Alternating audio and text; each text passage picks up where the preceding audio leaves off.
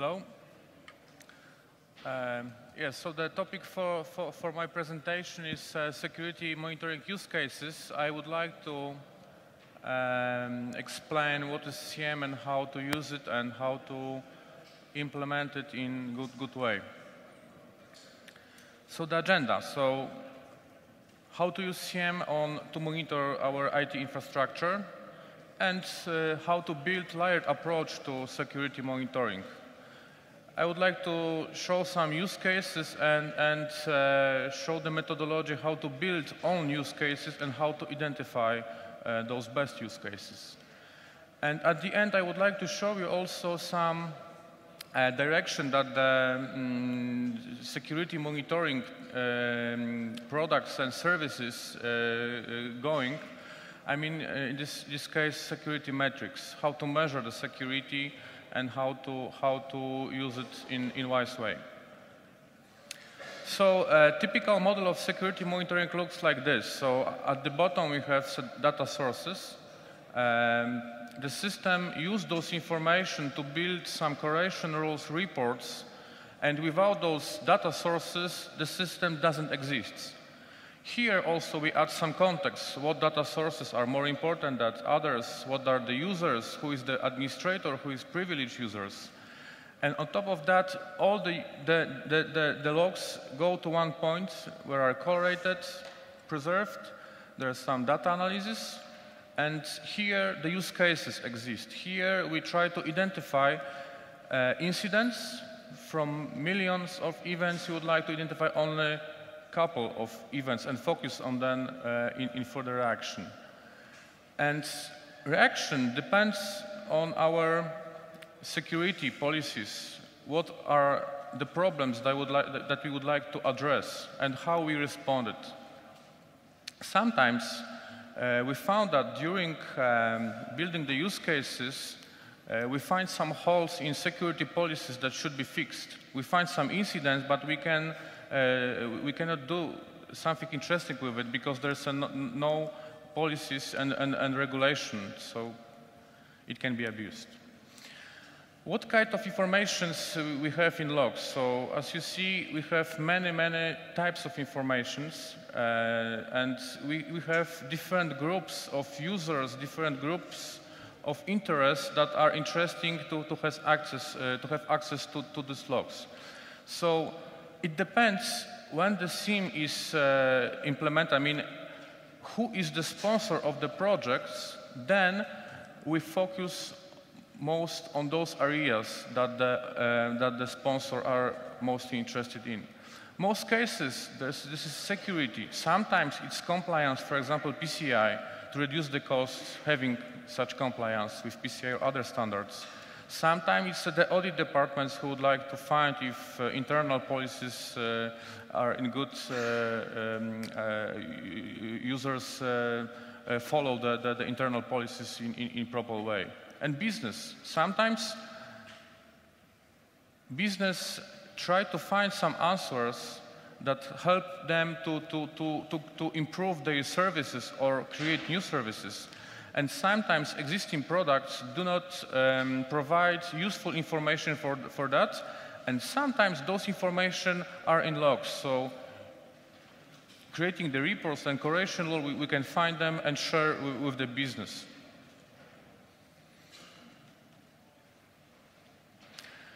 When we speak about the security, first we have to find what are the threats, what are our data and business that we should secure. And as you see, there are different threats, and on top of that, different threats use different vector attacks. Keep in mind that, because after that we have to create special rules and use cases to address some special issues from this. And typical enterprise IT architecture looks like this. I mean, it's typical in most companies. We have data center, we have workstation areas, we have some Wi-Fi access to our network. We have some point of contact with other networks, with internet, with our business partner, mobile devices, and also very popular today are some separated systems. This is only sample. Here can be SCADA or whatever, separated system that is sometimes not connected to the internal, but sometimes there's some management consoles and some access can be achieved to those systems. So vendors each year produce new ideas how to secure our environments. New products appear. And typical approach is to implement special security products in different points. And in this case, we have security islands, technology islands that covers only specific problems in that points. And this product do not cover a holistic approach, do not cover all problems that we have. And when we see how many products, security products we have, and new version, new ideas we see and hear from vendors each year, it's hard to choose what products is suitable for us and good for us. And very often here is a hamster. It's a hamster wheel of pain. Vendors go to us and show us, okay, we have new product. You will have new problems that we will address. And very often we forgot about security assessment, risk assessment, and we believe them that, oh yeah, we need those products. The truth is that very often we do not need that products. And here we have hamster wheel of pain. Each year new products we have to implement and buy it and so on and so on. And optimal approach is we should focus on security monitoring and risk management, and all those areas that we cover with those products should be centralized. All the logs from all security products should be in one place, because someone from one department looking at security, network security logs sometimes need to find and investigate some incidents and need some logs from other areas to see bigger picture. And the problem is that we have millions of events from different data sources, different consoles. There is this lack of log standardization. Different vendors has different log formats. Even the same vendors in similar products with one branch has different log formats. So there's no log standardization. It's very hard from, for example, 300 data sources, 50 types of data sources to analyze those logs in one place. That's why we need one place when all logs can be stored, and it's chance that most critical events cannot be missed. So the security information event management should be able to collect those events in one place, and what's important, correlate and build context in real time. So event, for example, about infection for the workstation regular worker is not meaningful. More important are, for example, infection on the servers in data centers. So the context gives us information on which types of events we should focus first. And many logs are useless for us, and we do not need to care about them. So how to build best approach for the security monitoring? First of all, we have to divide our data sources in different layers and collect logs from those layers. Network infrastructure, operating systems. I mean, not operating. In this case, IT security system. The security control points that some vendors gave us, some EPS, EDS, antivirus, and other infrastructure security systems. Then later we need logs from operating systems, databases, application at the end. Application is very hard to monitor application because most application was created without thinking about security monitoring. So the information in logs are very poor quality. That's why we need to make some standardization internally in our companies for that, to create some standards that new products I mean, application will have good quality logs that allow us to monitor and can be useful. In many applications, there is no information about user logons, successful, unsuccessful. Even there is some successful logons, there is no information about IP, so this log is useless.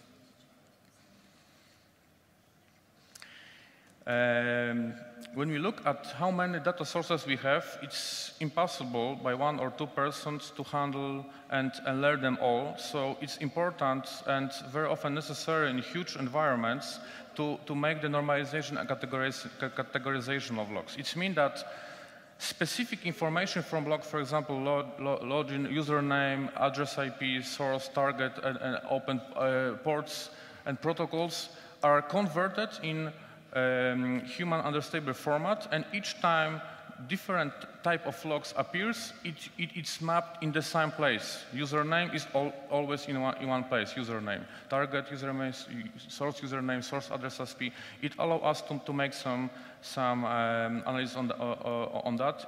Without this, it's very hard to remember where this timestamp of the event, where is usernames and the information that I said. There are some more complicated data structures from mainframes. It's very often binary logs with some specific mask, and analyzing this is very hard. In this case, normalization allows us to group some most information from the events in specific fields, and this allows us to make some pattern discoveries on some transactions. I mean, user behaviors, some suspect behaviors. And after that, we can also investigate some patterns, and we can create some graphs and found what are most popular transactions. We can see some similarities between them, for example. How to build IT security monitoring use cases? First of all, we need to define our use case. What's our problem, and define it in human readable formats. If we are able to verbalize our needs, then we know what we should achieve. Then, if you know what is our security problem that we would like to address, we need to find the data sources and the logs, specific information in logs that allow us to address this problem. Then, if we know what sources it is, then we need to make some deep log analysis, because very often at the beginning we think, oh, okay, these logs will give us all the information necessary to address the problem, but at the end we found that, okay, there is no address IP. Address IP is after network translation, so it's useless.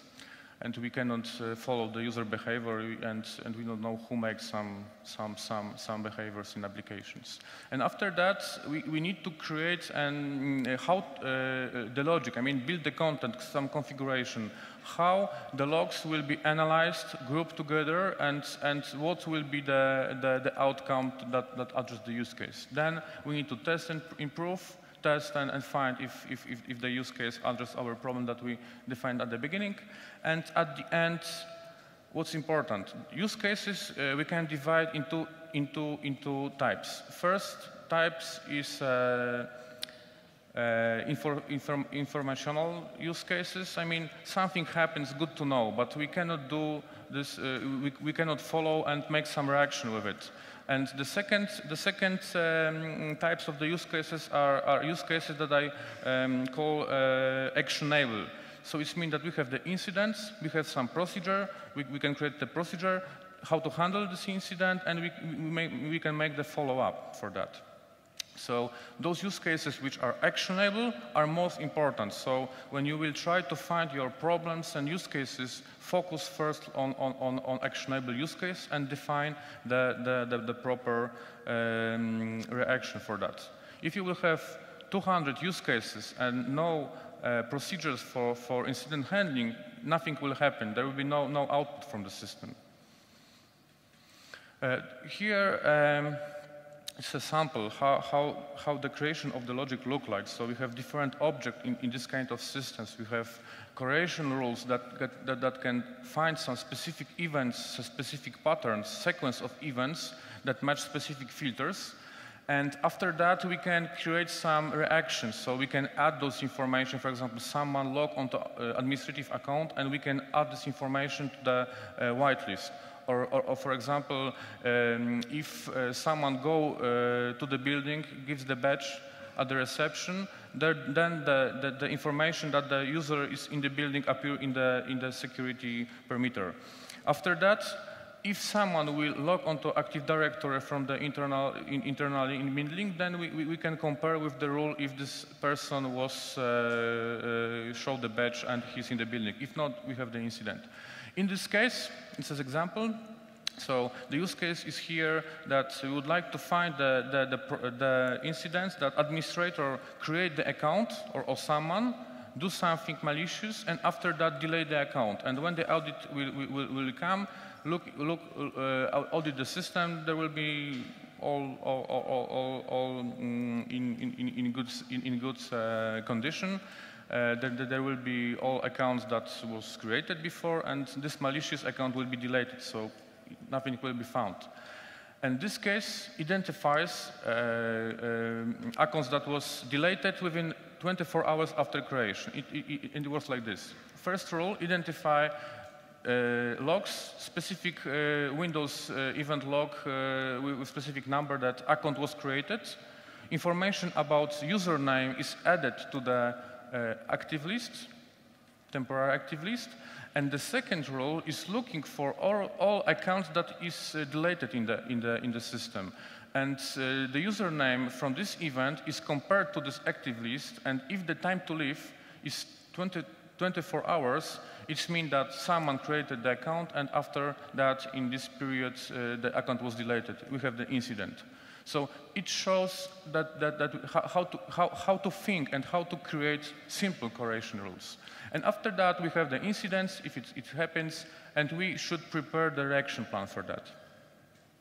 This is actionable use case.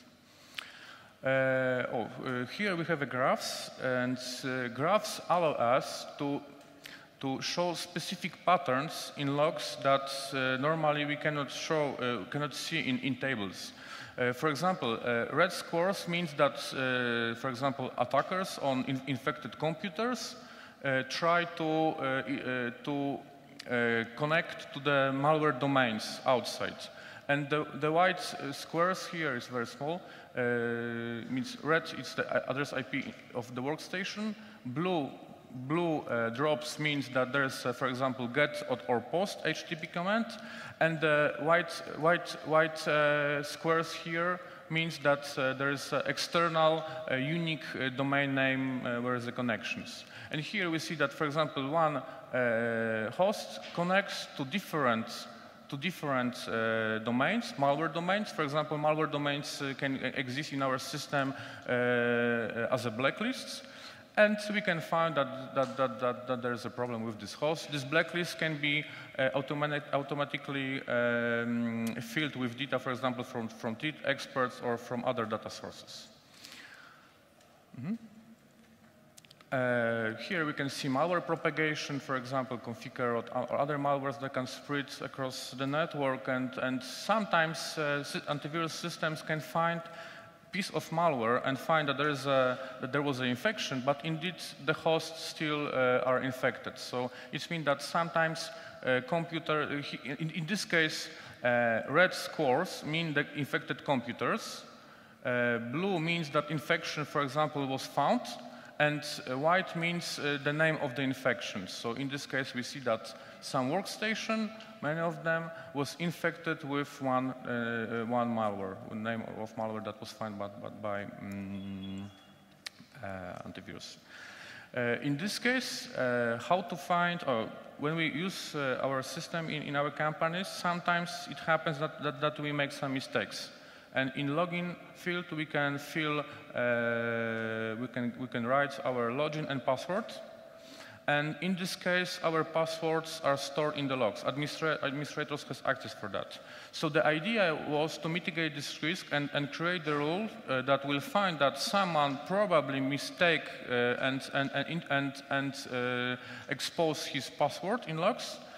And this rule, it's small. Okay, so this rule here we have regular expressions that found some patterns. For example, login. Username do not have some specific characters like add and numbers sometimes. And if we create a regular expression that will find that probably the username convention do not match for the convention that is used in our company, then we found that probably someone makes some mistake and give the password near the login. We can also add some additional checkings. What's the length of login, and if it's greater than, for example, 12 or 15 characters, then can be incidents. And in this case, it should be reviewed manually by some operators, and some reaction should be made, and users in specific situations should be asked to change the password, for example. And sample use cases. I show how to build the use cases and overall how to create them.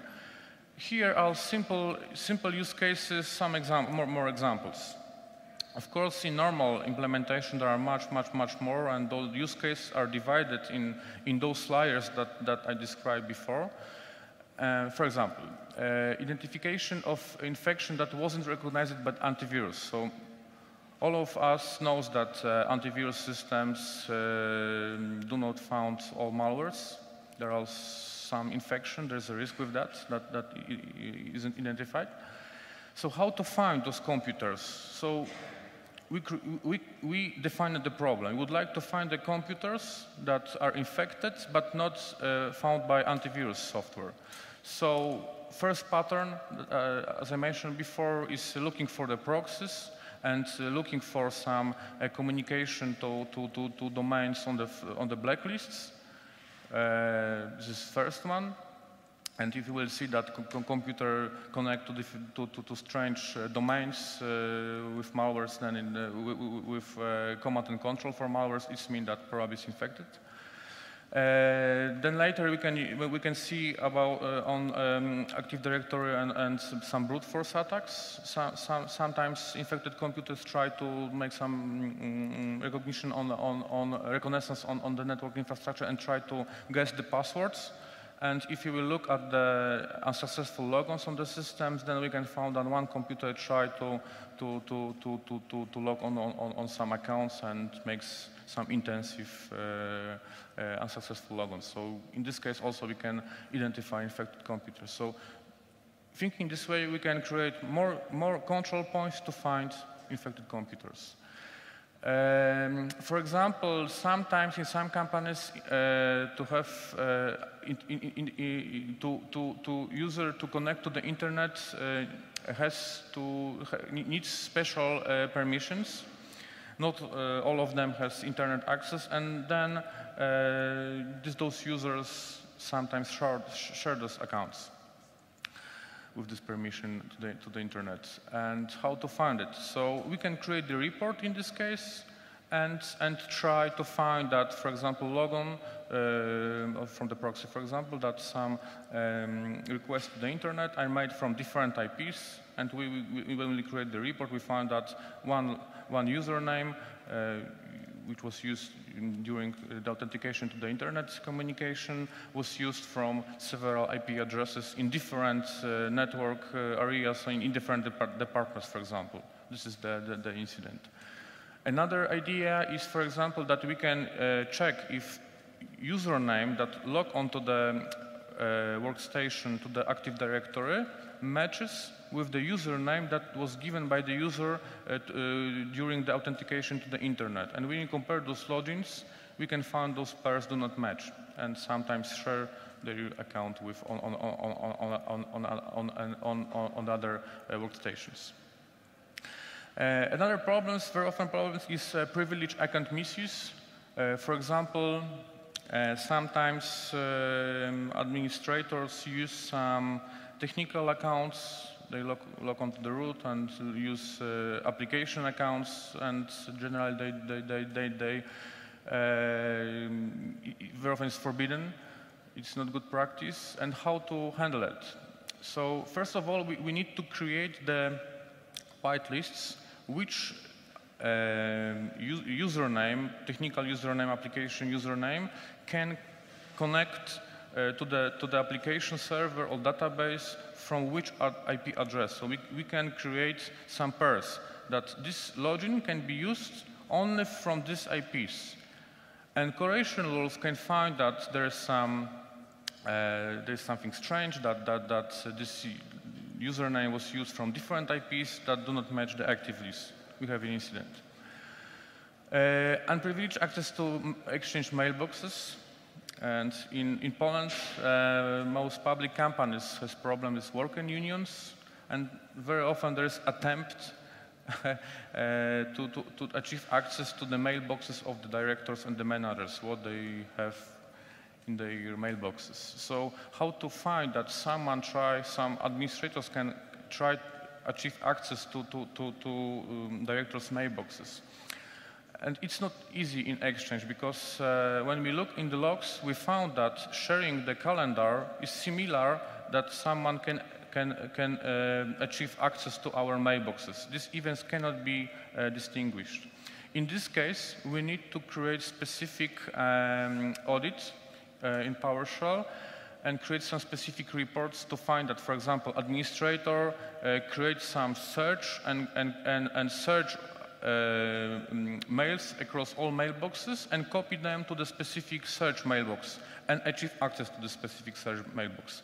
And if we create additional audit for the mailboxes, then we can find that something was made by the administrator, that he could create such special search and create some search mailboxes that emails found was copied them.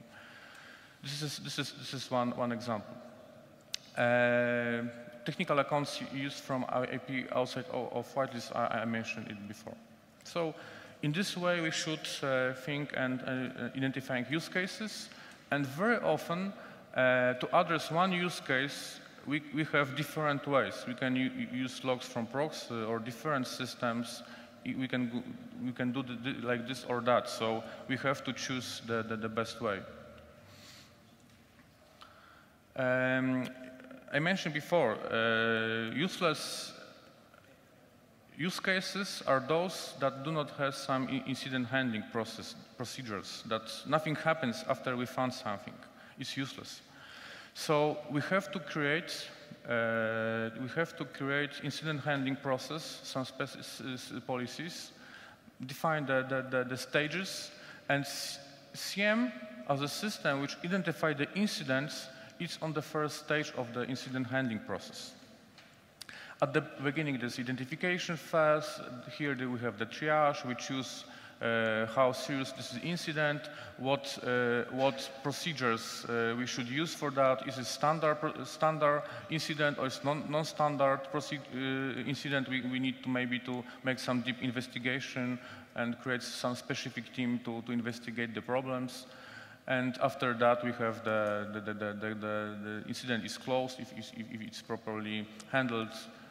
Yeah, so it's necessary to have such process to define in company different actors in different departments. Sometimes in security department, in ITs, who respond for the incident, who check if the response is correct, and who initiate the incident handling process. For that, very often it's important to create incident handling systems separate from the CM, and the CM create the incidents and send them to the incident handling. It can be also integrated with existing incident help desk systems, but very often security department or create their own systems and do not combine them with existing help desk system. And help desk in this case are very often used only to send specific order to the IT with maybe procedure to handle the incident. Okay, so we monitor the security, and very often management would like to have 1 kilogram of security, would like to be secure. What does it mean? And how to check if we are secure or not? And how to check if we need and argue that we need some investment in security in different areas.